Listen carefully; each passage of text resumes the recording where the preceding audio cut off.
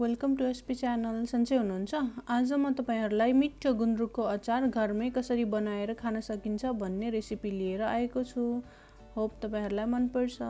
तपाईहरुले अहिलेसम्म हाम्रो युट्युब च्यानललाई सब्स्क्राइब गरिदिनु भएको छैन भने प्लिज सब्स्क्राइब गरिदिनु होला र यस्तै नयाँ मिठो रेसिपीको लागि बेल आइकन पनि प्रेस गरिदिनु होला। तपाईहरुको सहयोग र सपोर्टको लागि एसपी च्यानल कृतज्ञ छ।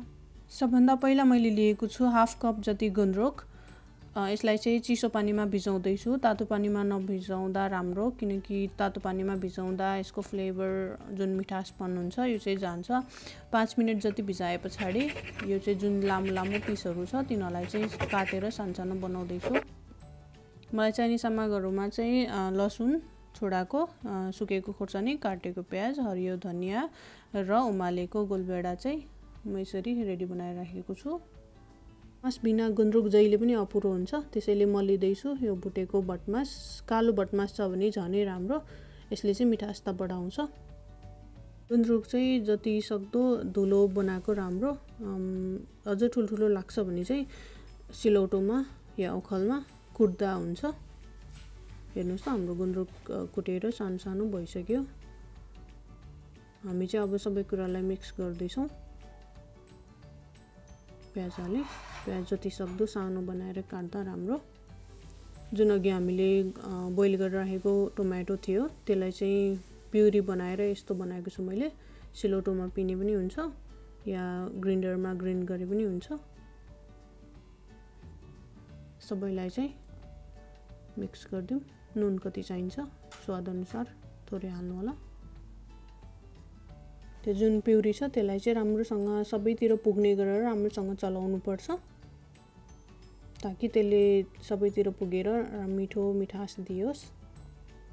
अर्कोतिर चाहिन्छ झान्नको लागि मैले प्यान रेडी गरिसकेको छु। जे सामग्री चाहिन्छ मैले लिस्टमा राखिदिएको छु, त्यहाँ हेर्न सक्नुहुन्छ। मैले तेल हाले मिडियम लो हिटमा। मैले हालेको छु सुकेको खुर्सानी र लामो पारेर काटेको लसुन।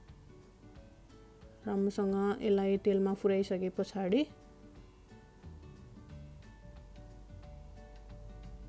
चिल्ली फ्लेक्स हाल्दै छु र मैले हाल्दै छु बेसार र थोरै क्युमिन पाउडर, जिराको धुलो पनि हाल्दै छु मैले थोरै। यसले चाहिँ मिठो टेस्ट दिन्छ। राम्रोसँग तातिसकेपछि जुन अघि हामीले मिक्स गरेर राखेको थियो त्यसमा चाहिँ हामी यसरी झान्छौं। भटमास अब हाल्दै छु। भटमास पहिला हाल्यो भने चाहिँ ओसिने डर हुन्छ, त्यसैले पछाडी हाल्नुपर्छ। म हाल्दै छु काटेर राखेको धनिया, हरियो धनिया। यसलाई चाहिँ राम्रोसँग मिक्स गरिदिनु पर्छ।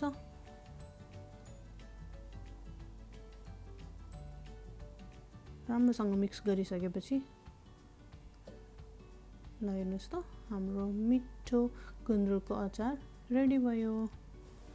आज मैले यसरी सर्भ गरेको छु। हजुरहरु पनि घरमा यसैगरी गुन्द्रुकको अचार बनाउनु होला र कमेन्टमा लेख्नु होला कस्तो भयो भनेर। एसपी इन्टरनेशनल च्यानललाई लाइक, सब्स्क्राइब र कमेन्ट गर्न नभुल्नु होला र फेरि पनि यस्तै मिठो रेसिपीको लागि बेल आइकन पनि दबाइदिनु होला। धन्यवाद।